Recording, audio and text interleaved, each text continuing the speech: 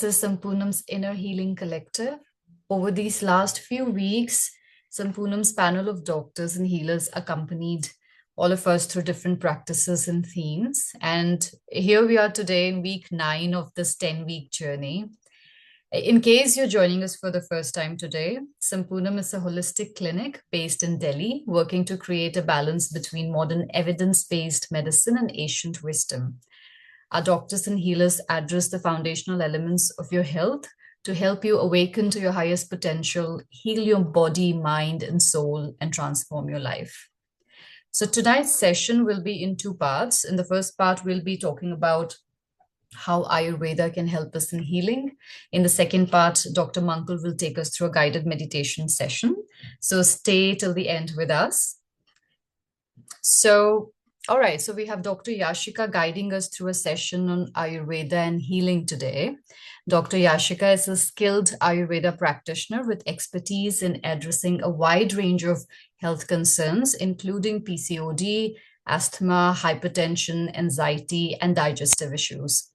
With an MD in Ayurveda from Delhi University, Dr. Yashika seamlessly blends the time-tested principles of Ayurveda with a compassionate, patient-centered approach. At Sampurnam, she offers consultations, panchakarma therapies, and personalized treatment plans to restore harmony and balance to your health. Over to you, Dr. Yashika. Thank you for joining us. Thank you so much, Nitya. A very warm welcome, all of you. A very good evening. So glad to be part of Sampurnam. Whoso all are present today, we are around 17 people here. I wish to tell you that before starting this session, let's all commit to listening to our bodies. Okay? No matter what science you read, no matter what path you follow, it ultimately comes back to your body. If you know how to listen to your body, then that's it. Okay. And any path you follow, it would work. Ayurveda specially recognizes the importance of each and every body part, each and every emotion, each and every state of your age, of your disease, uh, the importance of these categorizations and realizing that at whatever stages, what all I just mentioned they are, if we are aware enough, then we'll be able to treat them. Okay. A very famous concept of Vat, Pitta, and Kapha became known in the world when I was quite young. And I remember in Times of India, in Hindustan Times, and many newspapers of those times in the 90s, 95, 97, that we could see Deepak Chopra referring to these Vat, Pitta, Kapha as some elements and responsible for the health of the body. When I was that young, I used to wonder what these words would mean, even later on, till the time I was not part of Ayurveda. And as by God's grace, I came into the field, I realized how vast these words are. They're just not the mere three words of Vat as an air element, Pit as in the fire element, and Kapha the water element. Instead, they cover the entire body through their various categorizations. Vat, Vayu is of 5 types, which control your various body parts, various functionings. So is Pitta and so is Kapha. Now, most of us here might be knowing about these, most of us would be new to it. So, keeping in mind that let's start from the scratch, or we're just starting over to understand Ayurveda through these sessions and to understand our body through these sessions, I would want you to keep your minds open so that whatever we are about to learn here, we are able to imbibe accordingly, right? Anything in the world which requires to survive needs to adapt, needs to move, needs to grow, right? If either of this is not happening, then the entity or the human body or any other specimen won't be able to survive in the long run. So similarly, the human body is comprised of Vat, Pitta, and Kapha, and accordingly they work so that the body can grow, survive, and adapt. Keeping in mind, today I would like to inform you how these combinations of various Vayu, Vata, Pitta, and Kapha, are responsible for maintaining the various functions of the body, right? Initially, we would be wanting to have a presentation, and then later on, you can probably have a questionnaire round. Are you able to see my screen? Yes, Yes. Dr. Yashika. Okay. So, as I said, Vayu, Vat, Pitta, the fire element, and Kapha, the water element, is of five types. Uh, each is of five types and responsible for the various functionings. Let's come to Vayu, which is the most important dosha of the body. Okay, if there is no movement in the body, as we say, if there is no breath, the body would not be alive anymore.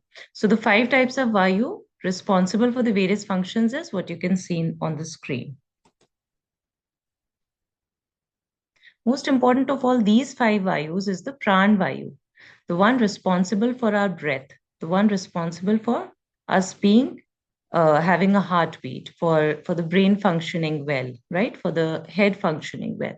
But let alone Vayu is only responsible for the brain and the heart and the chest functioning. This is not how it works. Even Pitta and Kapha are responsible, that we'll share in the coming slides. Pranvayu, the main area where it functions is the head, brain, the chest, and the heart, right? Coming to the Samanvayu, which is our digestive system. All the digestion process, whether it be the intestine, the gallbladder, the liver, right from the saliva, everything is controlled by the Samanvayu. If your saman vayu is not well, we give digestives, we give something which would, if it is aggravated, then it would cause the saman vayu to get balanced. That way, this is how we work in the treatment.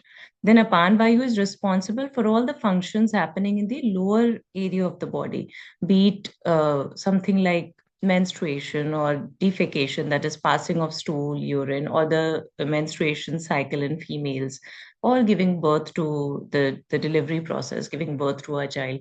All these processes require movement, right? Movement of the stool, movement of the urine, movement of the child during the birth. All of these processes, which require major movements, is controlled by the Apan Vayu. Udan Vayu is again a very important Vayu, a classification of Vata, which works in the throat region, primarily in the throat region, also in the chest and the head, because what all I'm speaking from my uh, voice box is basically a signal also coming from my head, right? And it requires my breath as well. Right, I'm able to speak. I'm bringing out some breath, and then I'm speaking, and I'm using my head to speak. So Udan Vayu is also something which brings the confidence in the person, because your throat would show how confident you are, right? Udan Vayu is something which is responsible for expression of your emotions that way. Vyan Vayu, the fifth Vayu, is responsible for the overall body circulation, what all is happening. We say that Vyan Vayu is responsible also for the heart pumping out the blood and taking it throughout the body, right? So Pran Vayu is responsible for the breath. If I have to summarize in one word, Saman Vayu is responsible for the digestion, Apan for the defecation, what all we excrete from the body. Udan Vayu is something which we would use for the speech, and Vyan Vayu is something which is responsible for the overall system of the body. The entire movement happening in the body happens because of the Vyan Vayu. Apart from this categorization that this part is controlled by this part is controlled by this, all the other aspects, as I mentioned in the Udan Vayu, the confidence is represented by the Udan Vayu, because how you speak is how you show your confidence. Pran Vayu is how well you carry yourself. If you are someone who's regularly practicing pranayam, you will feel a different sense of energy with every day as it passes, right? So Manvayu is something which would build strength, correct? So the better your digestion system is, the better your system will be able to absorb the nutrients. So we can come to a conclusion that yes, the Samanvayu is also working well. So the Samanvayu is also responsible for the strength you have. If a Panvayu is doing good, then there is a very high chance that you're able to energize your root chakra. Because Apan Vayu ka jo location hai, that is somewhere near your root chakra, right? The area is supported by the root chakra. So if this Apan Vayu works well, then it's very easy for you to process emotions which are somewhat related to the root chakra. So whenever we come across people who are a case of severe depression, who are going through anxiety and mental health issues, often we find that they're not able to have a clear system cleansing during the morning hours, right? Or there is chronic constipation, or recently they have developed this, and it's now that their symptoms have aggravated. That is because Apan Vayu has also stopped functioning properly, and thus the root chakra gets affected, and thus all these issues come. So, medically, even when we relate these things to your particular organs and we try to treat them, but apart from the organs, all your emotions, all your you know the way you feature yourself in the society, the way you work, are also controlled by these vat, pitta, and kaph. And that's what the amazing part is, right? Very interestingly, even in the classics, it is mentioned that way. I have not purposely included any shlokas or any references, but this is how it works, right? Then coming to Vyan Vayu is said to be the best, or the multi-purpose Vayu. It's like it is working from the head to the toe, right? So Vyan Vayu is responsible for almost all the rest of the four Vayus working properly. It's very important for us to take care of the Vyan Vayu in general. When we talk of the treatment related to malfunctioning of these Vayus, again, as I said, that not one area is solely controlled by one Vat, Pitta, or Kaph, or one type of Vat, Pitta, or Kaph. Same way, for treatment purpose also, uh, the approach is different. Okay. So, why the reason I'm stating this is that the mere knowledge or the mere listening to this and thinking that okay, this particular my pranvayu is not functioning well, probably should not be the approach to any diagnosis from your side in case you are initially learning about these three doshas. Here I've just mentioned in detail. Let's say pranvayu is something which is responsible for my lungs working well. Then it would control the breathing, it would control the swallowing, my heartbeat, my sensory perceptions. Udan is what I'm speaking. I'm speaking through my voice box, but again, I'm using my brain for that. I'm using my breath for that, right? It governs your speech, your energy, your enthusiasm. And of course, it is responsible in a way also with regards to your respiration.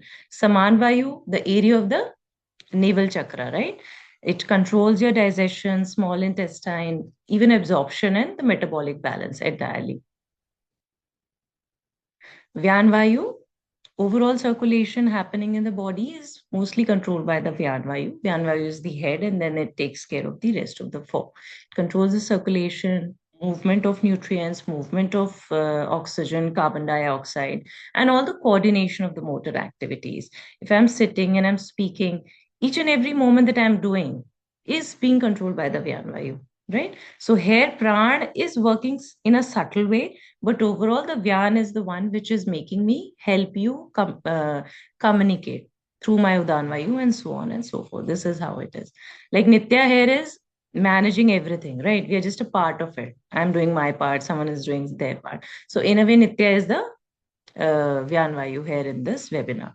Apan Vayu is very, very important when it comes to diseases of group age of, let's say, 15 plus 15 plus to 50 plus or 60 plus के age group में जो है mostly हमको अपान समान के issues ज्यादा मिलते हैं.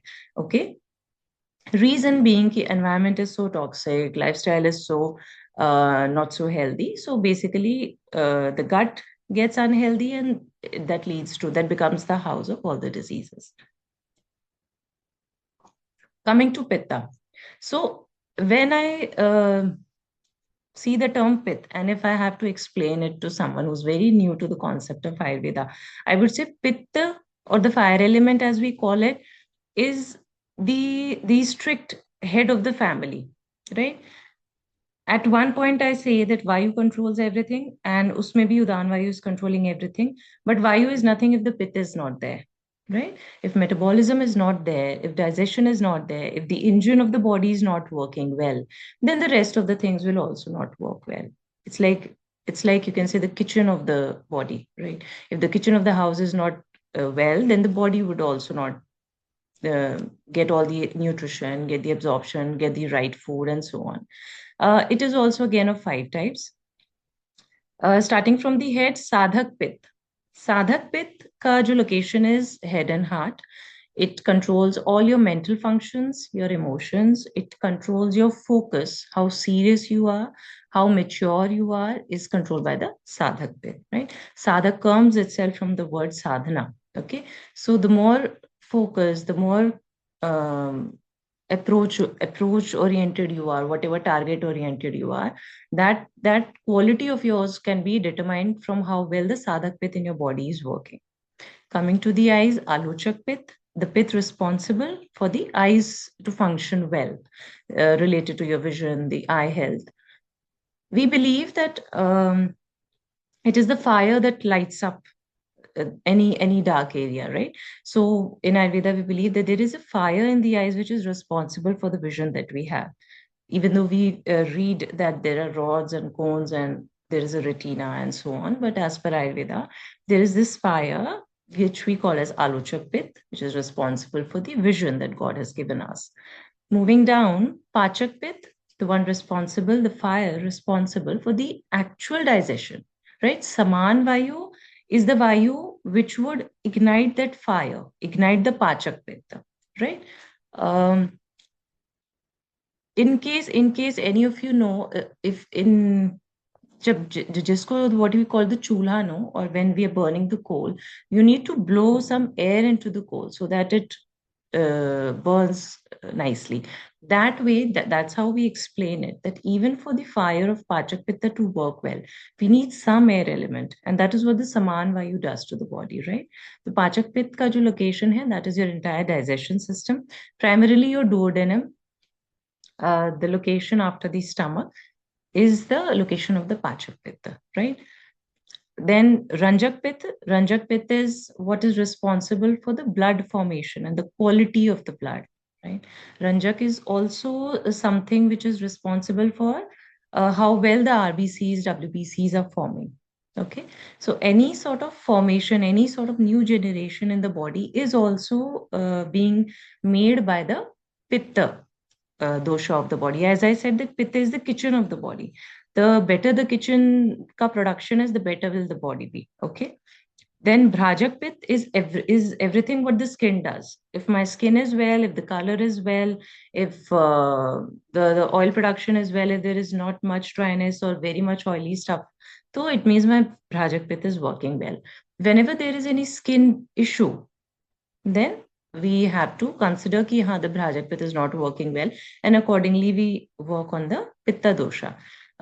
That's why there is a common statement that anything which is happening on the skin is because the liver is not well, because liver is the one of the main centers of Pitta. Reason being that it is producing the digestive juices through gallbladder and through itself as well. So even the gallbladder is a house of Pitta. That's how we relate it. Also coming to the skin, we say that skin is the house of your man. Uh, Man would be your conscious mind or subconscious mind. How would you say, Dr. Mankul? मन जिसको हम बोलते हैं ना, मन is the house, मन के अंदर मतलब मन कहाँ रहता है, वी से दैट द मन lives inside your skin. So that's also one of the reasons why while doing diagnosis we have to make sure to know the history of the patient, that whenever any skin issue started, what was their mindset at that time, how were they feeling, what was the status of the emotions that they were going through. Okay, in Ayurveda we believe that any skin issue would have for sure come from some uh, emotions not getting properly processed in the body. Again, the details, digestive pith, if you have to understand, the pitta which is responsible for the actual digestion is called the Pachak pith, wherein Stomach and intestines are the main house and the liver. It digests the food, absorbs the nutrients, maintains the metabolism. All the hormones are also responsible to function. They can function well only when the pitta is working well. Then Ranjak Pit again, responsible for the proper functioning and formation of the blood in the body, and it supports the detoxification also. Then Sadhak Pit governs intelligence, memory, emotions, concentration, because it is the pit located in our head, in our brain. So, what all emotions you're able to process, whenever you're able to calm yourself down in a situation where the something is happening that's not very adjustable. All those characters that you get are from the Sadhak Pitta. It promotes clarity, brings calmness and emotional stability in the body. Aluchak Pitta, if doing well, would give you a healthy eyesight, proper eye functions, and helps you maintain the eye health. Bhrajak Pitta would control the skin, its texture, its color, and would help you give a healthy skin. Coming to Kapha element, again, it is five types, and Kapha is the actual representation of water in the body, right? Wherever you feel that there is some lubrication needed, wherever you feel there is some flow needed, wherever there is dryness, that means the kapha is getting disbalanced in the body. For instance, when we say that the knee joints are not lubricated enough, so we need to either give certain injections, or we need to do some janu basti, as we call it. There is collection of oil. We do a collection of oil in a well on the knee area. जहाँ पे भी there is pain in the knees, or there is some crepitations in the knees and so on. So there that's how we call it, that the cuff is getting reduced in the body. First is the Kleda cuff, the head region, as there is some vat and some pits. Similarly, the cuff element which is there in the head region is the Kleda. Sorry, it is the Tarpak cuff, right? Tarpak cuff is something which is giving nourishment to the head. The cerebrospinal fluid can be related to the fact that the lubrication present in the body, that particular part we relate to as the Tarpak cuff, okay? Responsible for mental stability, for the proper functioning of the head. Then coming to the joints area, all the joints in the body, the major joints and the minor joints, all of them have Shleshaka. Okay, their proper lubrication, their strength, their movement is being governed by the Shleshaka. Whenever there is a problem in any of the joints, what we do is what we call as a basti, Janu basti or Hriday basti, or according to the area, Griva basti, wherein we try to provide lubrication externally. Also, we believe that जब भी external application of oil is being done, it is the Bhrajak pit which causes the absorption of that oil base or the lubrication base that we are providing. So Shleshak Kaph is responsible for the lubrication of your joints. Then Bodhak Kaph is responsible for your perceptions in the mouth. Okay, how whatsoever you're tasting, if that's going well, that's being absorbed well, is responsible for the is responsible. Uh, Bodhak Kaph is responsible for that particular feature. Avlamba Kaph again is something which supports your respiratory system, your heart, your entire chest region, all the functions going on in the chest region. It is also something which gives you the strength to survive, because the chest, lungs, heart is the main area wherein we decide if you're breathing well, if the heart is doing well, right? If the respiratory system as well. So, Avlamba Kaph is also something which gives you strength. The better your breath intake is, the better your respiratory system is, the better you're able to take energy from the universe as well, from the environment as well. If you are a shallow breather, then it becomes very difficult for the body to absorb all the nutrients, even when you're on a good diet, right? So Avlamba Kaph is the location wherein it helps you give you energy from to the body, right? So I think we've, yeah, Kleda Kaph is the mucus present in the stomach and all the intestinal lining, which helps lubricating the food that you eat and helps in the digestion. Why are we talking of all these vat with kaph in detail is that it is very important to decide your entire routine of the day accordingly. है ना? It's not just that if I've often seen people declaring themselves, taking some random test and declaring themselves as I'm a Vatash Prakriti or I'm a Pittash Prakriti. And so, as per the Pittash Prakriti, I'm not supposed to take this particular food and behave this way and do this particular lifestyle. So, it is not that easy. It is not this ABC routine. There is always a combination of all three doshas working in the body, and things happening in the body are not solely because of one dosha going wrong or the other going right. This is the basic reason why we are discussing these three doshas in the very first session of Ayurveda, so that we know that every body part is being controlled by all the three doshas in their respective way, right? So, solely having a sore throat does not mean that only cough has gone wrong. It's also the other two which has gone wrong, and accordingly, we need to act on it. Be it the medicines or be it the lifestyle or the day routine that we go through. So, we have discussed this Kledak, Avlambak, Bodhak, Tarpak, and Shleshak. Now, how to regulate this, all the three doshas as per our day routine. Now, let's say let's start with, I'm someone who's healthy. How should my entire dincharya, as we call it, how should my entire dincharya be? My initial focus should be that I make sure that my morning routine is well. As soon as I get up, within half an hour, I should be able to defecate. I should be able to pass urine. I should feel thirsty, if not very thirsty, but I should feel thirsty. And within an hour or two, I should feel hungry, right? This is the basic concept. So, in order to feel all these, my night routine should be better, right? So the moment you get up, it's very important to initially thank the universe, what is mentioned in the classics, and then pray for your day to go well. Take a warm glass of water. You can add any of the things that you want for yourself, be it chia seeds, be it simple warm water.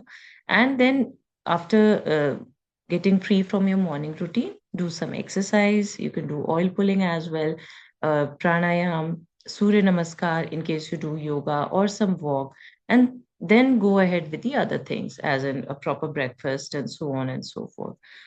Depending on if you're a Vat Pradhan person or a Vat Pitta Kapha person, depending upon those things, or you can add on to this routine or you can subtract certain things, right? For instance, you're someone who's having a lot of acidity, then having a very warm water is not advisable. Having a jeera decoction in the morning or a jeera tea in the morning is not advisable, right? You should either choose the what we call as a coriander tea or something more subtle, or a very, very lukewarm water. Okay.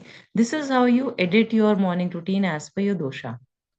Not one routine is good enough to be followed by all the people. And that is where the confusion comes with regards to Ayurveda, that if something is being followed by a group of 10, why two people are getting the results and why the rest of the eight are not getting the results. This is the problem is, right? But yes, of course, there are certain common things which starts with thanking the universe, taking sip of water, be it very hot or lukewarm, and then getting free from a morning routine, then taking some herbal tea and exercising, doing some breathing exercises. Oil pulling is very, very important. After that, in case the time allows, or if not daily, then twice a week or once a week. It's very, very important to oil the entire body, right? If the temperature permits in your area, it's very important. And it's mentioned in the classics that it should be a part of your dincharya that you use some oil. Til tail is advisable, sesame oil is advisable, but as per your availability of oil or whatever your skin feels much better, because sesame oil is also not liked by all, but that's what is advisable by the classics. So what you give yourself a good oil massage and then you go for a bath, and a warm water bath, preferably a warm water bath after the abhyankam. Also, it's advisable to put some sort of kohl, as in kajal, in the eyes. Even during the day, it is as advisable. So, part of the routine, whatever you can follow, should be followed. Otherwise, as I said, as per your pradhan dosha type and as per your comfort levels, you can always plus and minus, whatever your routine is. Now, for the extreme, I mean, for the to know your exact body type, to know your exact how your routine should be, you can always get in touch with us. You can always fill out. We do have certain forms that you can fill out, or you can get your nadi checked, and accordingly we can decide what's best for you, right? And same goes for the diet also. What all you need to take, what all you need to quit. The best approach when it comes to deciding on the diet is that first see for yourself how things are working for you, and then come to a conclusion, right? So mostly this is from my end. I would like to end with the fact that try to listen to your body initially and don't follow any random approach towards attaining health solely depending on I am a particular type of I'm suffering from a particular type of dosha disbalance. Instead, consult a specialist and then go on with your whatever routine and medication that you want to go ahead with, be it the dincharya or be it the medication. Thank you. Dr. Yashika. One of the things that we love to tell patients, and I think both of us do, I thought of mentioning that, and correct me if I'm wrong, that the two pitta kal in the day, one is the 10 a.m. to 2 p.m. and the night 10 p.m. to 2 a.m. The morning pitta kal, how important it is for digestion of the food. So that is one of the key timings for eating the food. And the night 10 to 2 is a very good time to in a way for the body to detoxify itself. That is the night pitkal. So eating good 2 hours, 3 hours prior to that is very important. And the 6 a.m. to 10 a.m. is the kafakal when the building of the body. So all the exercise, oiling of the body. That is the best time. Is that correct, Dr. Yashika? Yes, and that's what is important to consider whenever we are deciding on our dincharya. That the dincharya should better start at 5:30, 6 a.m. And if you're choosing a dincharya to start at 10 a.m., the things change. Yeah, good. Yeah. I think Chidananji has some question. Chidananji, would you want to unmute yourself? Thanks, ma'am, for the detailed information about particularly three doshas. As I understand, Ayurveda also has something called a prakruti. I know you didn't touch upon on this. You talked about only doshas. Is what I understand, any diagnosis we do, it is a person's prakruti plus doshas, then we need to take some elements. I'm not sure it is the scope of your talk today or not. You throw some insights about the Prakriti too? What I understand, Prakriti is something a person is designed by birth, and dosas can vary.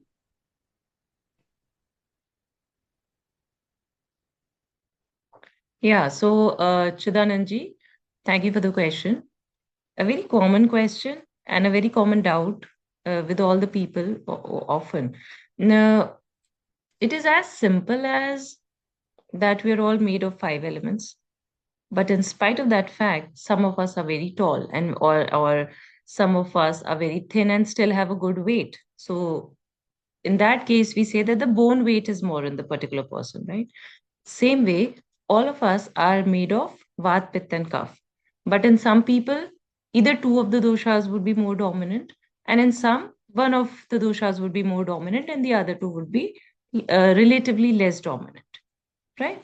Now, given the Prakriti remains the same throughout the life, but the phase of the dosha keeps changing. The Kafaj Kal is the childhood years. Up to around 15 years, Kapha dosh is dominant, and so are the diseases. That is the age group wherein all the Kafaj issues happen, all the Kafaj disorders happen. Then after that, the Pitta takes over up to the age of around 45, 50. The person is expected to suffer more from the Pitta doshas. Exceptions are always there. And after 50, 60, it is the Vata doshas, the Vata disorders which take over. So whenever we have to make a diagnosis, we keep in mind, let's say it's a child who's having recurrent sore throat, recurrent cold and cough, and the child is of 10 years. So we have to make sure that since the phase of the dosha is kapha, the child is in the phase of kapha predominant age group, na? So accordingly, we decide the medicines, right? There is no fear of the child developing acidity because of the medicines. There is no fear of the child not being able to you know uh, not having any flatulence. There are very rare chances of these things because वो kapha dosha predominant है. वही same चीज है we are facing in a person who's in the age group of 30 plus.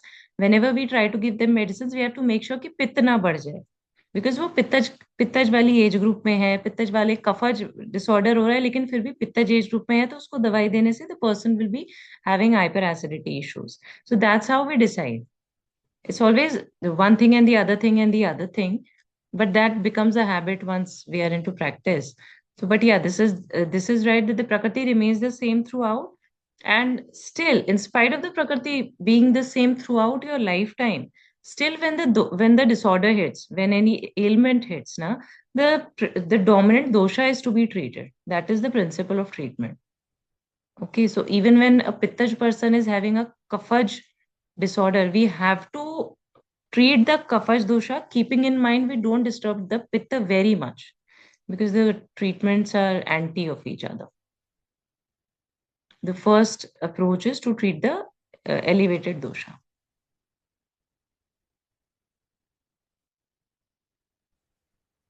Is that helpful?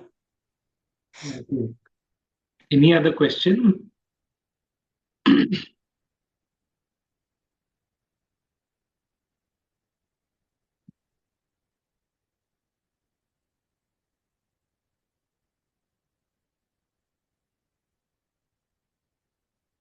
We can reflect on our questions, whatever questions we have. The three doshas in Ayurveda are more felt than just understood. Once we develop a feeling around them, that really helps us. And that is the idea of the second part of today's session, that we make it an experiential for us to feel each of these doshas. So it will be nice for all of us to switch on our cameras and we'll just go through a meditative practice around feeling each of these doshas. If we can't switch on our cameras, we can sit up straight and get into a comfortable sitting posture and we start the meditation.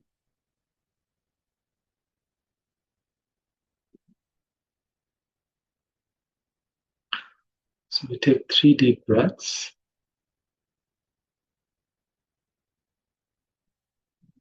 The heart.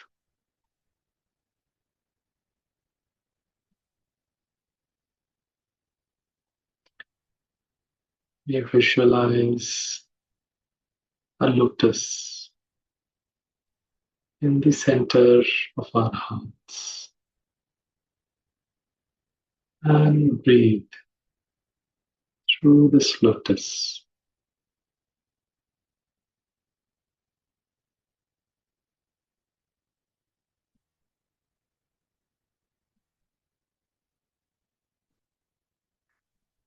And with every breath, we go deeper and deeper into the heart center.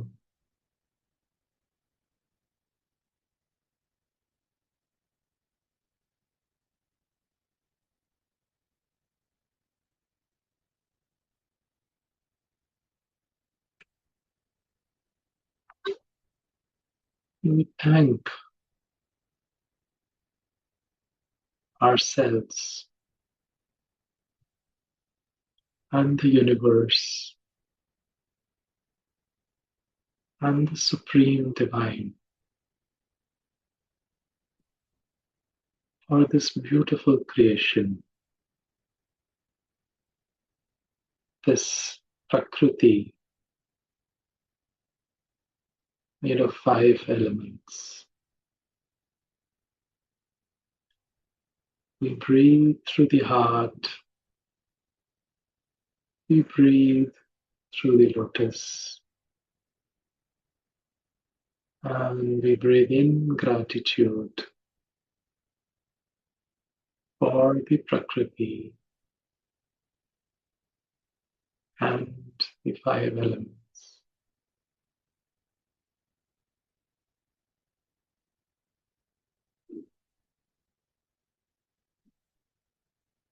We invite the seeker within us, which seeks to know, which seeks to feel, which seeks to explore the Prakriti.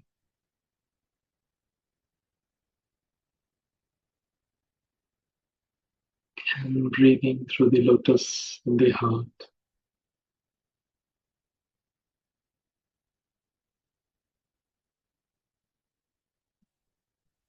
We get in touch with the Pranavayu,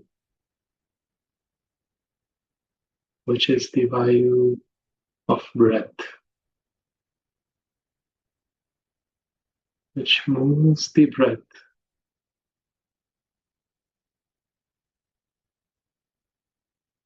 moving through the chest area,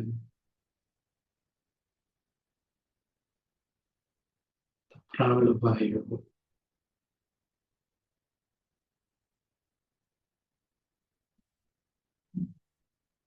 Getting closer to the Pranavayu, feeling it,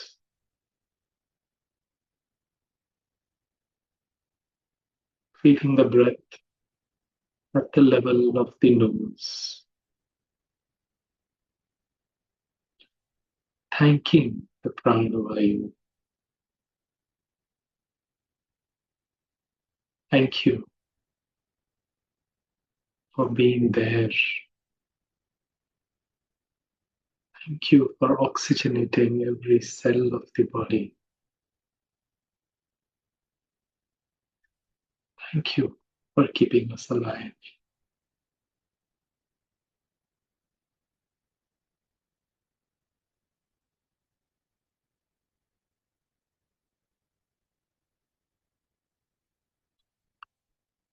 Seeking the Udana Vayu, the Vayu in the throat. Going deeper into the Udana Vayu, visualizing a blue flower in the throat. And breathing through this blue flower. And letting it open up petal by petal.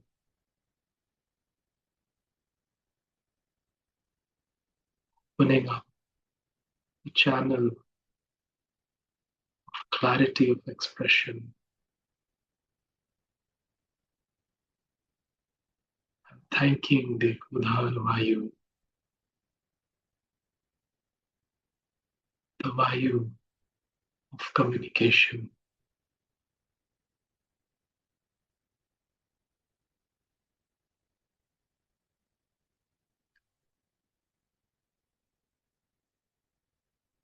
Getting in touch with the Samavayu, the Vayu in the belly, close to the navel. Visualizing a yellow flower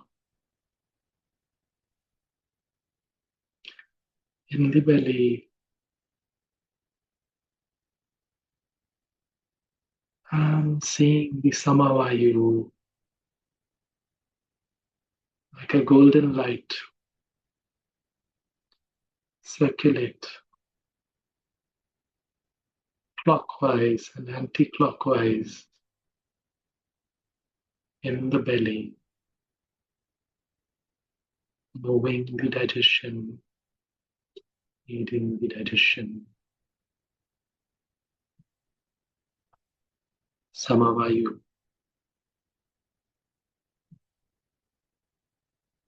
that aids digesting food and digesting emotions.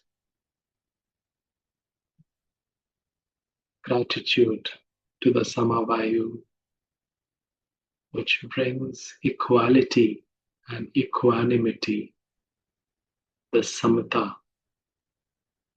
in the being. Gratitude to the beautiful Samavayu.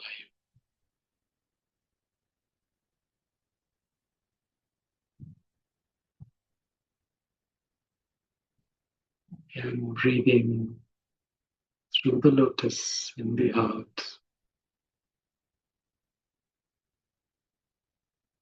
visualizing the orange color, beautiful light orange color surrounding us like a flame. It is the Vayan Vayu, the Vayu in charge of circulation and every emotion.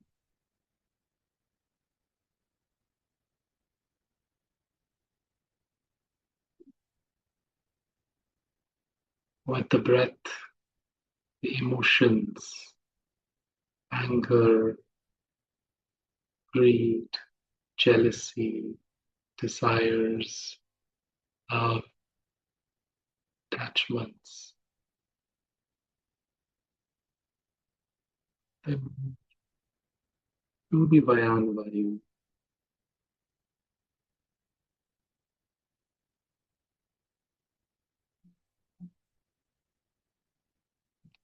We thank the Vayan Vayu. We expand the Vayan Vayu and invite the divine purity, the divine light, the divine love to come in from above, beautiful orange color from above, and enter the Vayan Vayu and purify it into a light orangish, whitish color shade. Let it expand all across the body, the earth, the universe.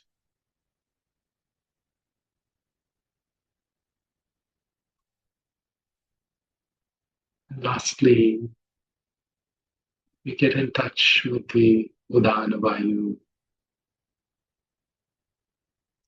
the Apana Vayu.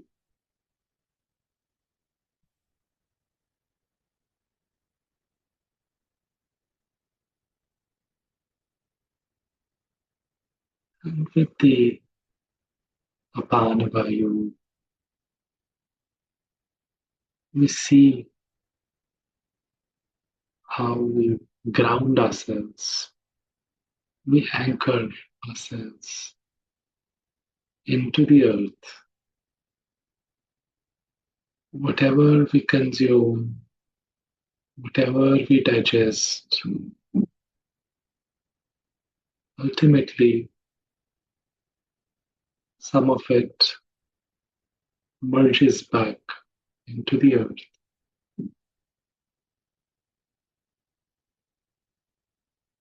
We ground ourselves into the core of the earth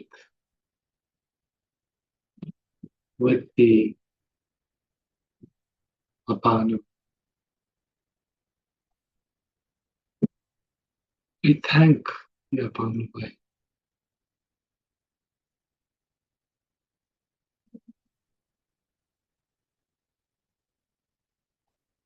Again, breathing through the lotus in the heart.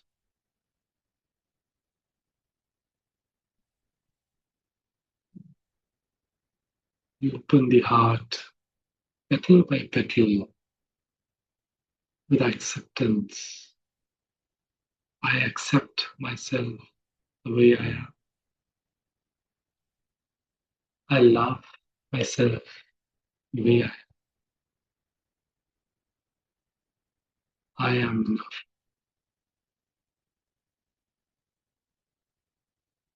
I forgive myself.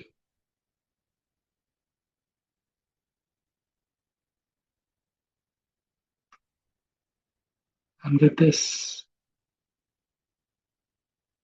open heart and open lotus, we invite the fire element to come in. The fire element which shines in the heart and shines in the head as the sadhak with the sadhak with which illumines the heart, illumines the brain. Gratitude to the sadhak.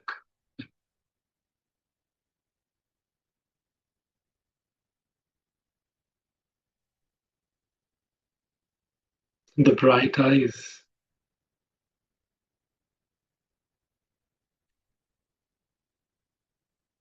which help us see the truth.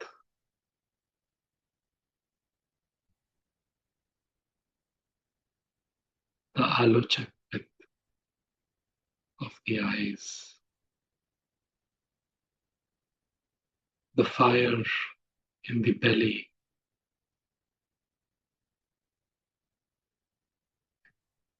Which digests.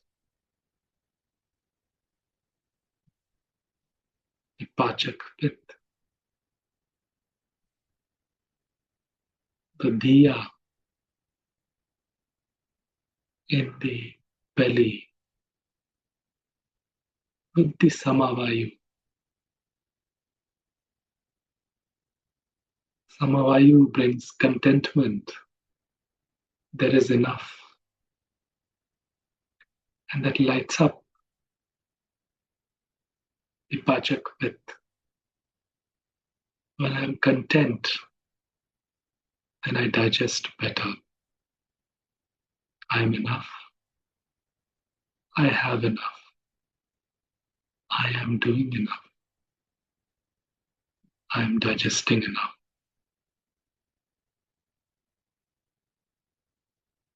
I thank the Pachak with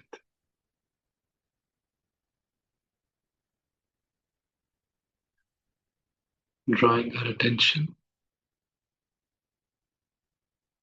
to the liver,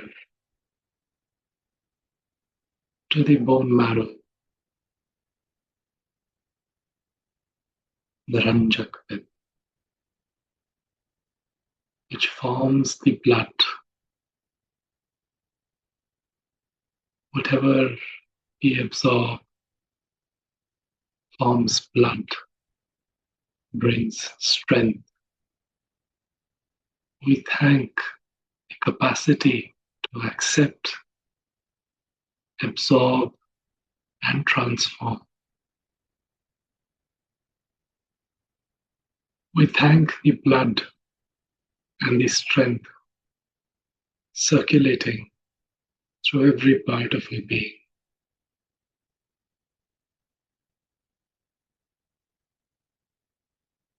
The Ranjak.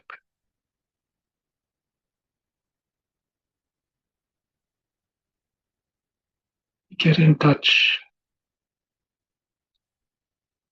We breathe through the skin. Visualize light across your surface. Light from the feet to the knees, to the thighs, and the trunk and the head. Breathe through this lightful surface, the Prajakpit.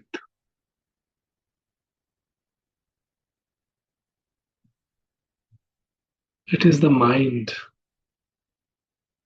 which interfaces with with the universe, with the environment. Gratitude to the Prajakpit. Gratitude to the boundaries, the loving light boundaries we hold with the environment. We invite the divine light, the divine love to come in and transform these boundaries. Bring peace to the boundaries. Thank the Brajakvit. Coming back to the lotus, breathing through the heart.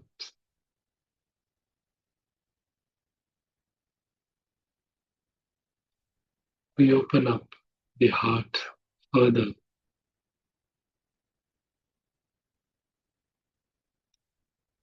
We breathe ever more slowly and gently and lovingly, expressing love to every plant, every animal, every animate or inanimate creature on this earth, in the solar system, and this universe. And we seek to open up to the kapha in this prakriti, within this body.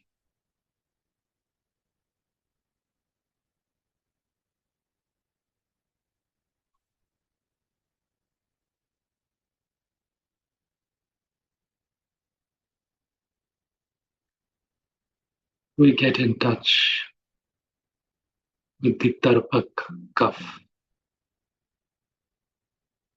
in the sinuses,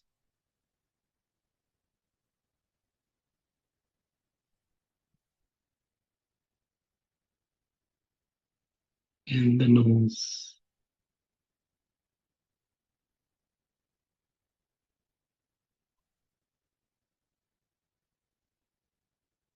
the sense of smell.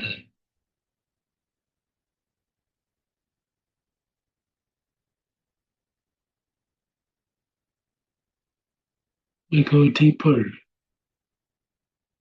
into the gut and the intestines. The moment we visualize food, the moment we become thankful to the food, the moment we visualize our favorite food, there is the kleda kaf, which is the mucus, the saliva, which lines the whole intestines, protects, digests. It is the loving secretions, the sneha, the welcoming secretions in the body.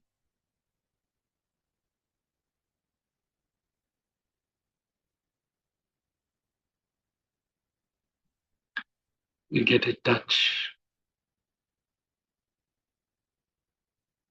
with the loving wisdom of Kapha, the Bodhak Kaf, in the heart, in the head, the Sadhak Pit, and the Bodhak Kaf bring in the wisdom of life. Thank the Bodhak Kaf, and we thank the Kledak Kaf.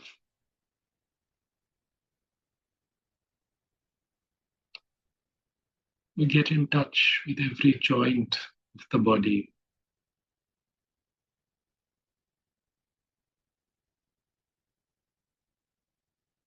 And feel the lubrication in every joint. When there is joy, when there is relaxation, where there is courage, there is the Sleshakaf, which lubricates every joint of the body. We thank the Sleshakaf. We thank the Tridoshas in the Prakriti, in this entire universe. We thank the very source of these Tridoshas and the Prakriti, the Supreme Divine Shiva and the Shakti, the Supreme Divine Father and the Divine Mother.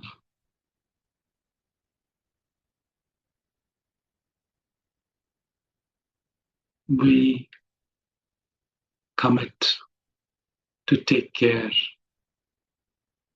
of this body as a temple of the divine. Listen to it, love it, share it, and take care of it.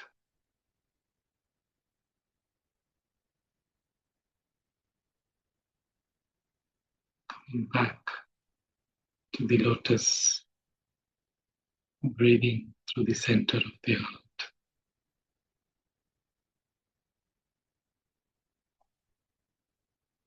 We thank ourselves and each other for being here and being connected and holding space with each other. Thank you.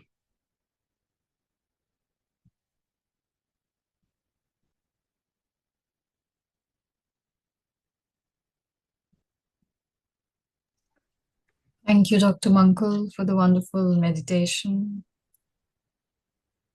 Do we have any questions? I understand we have crossed our 1 hour time, but in case anybody wants to ask anything regarding the meditation, regarding the presentation which Dr. Yashika shared earlier.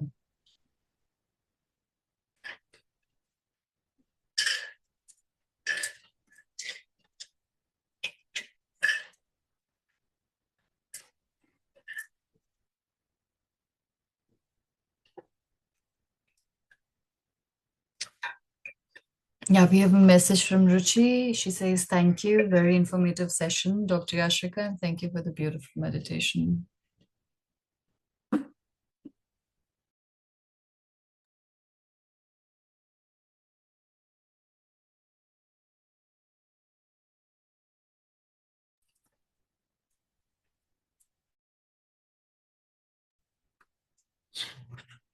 All right, then I think we can wind up the night. Thank you, Dr. Yashika, for guiding us through today's session. And thank you, Dr. Mankul, for the meditation. Thank you, everyone, for taking time to join us this week. We look forward to seeing you on 10th of Feb for the final session of the Inner Healing Collective. What a beautiful journey this has been. Let's get together one more time next week to conclude our inner healing journey. And until then, take care of yourselves. Thank you, everyone. Thank you.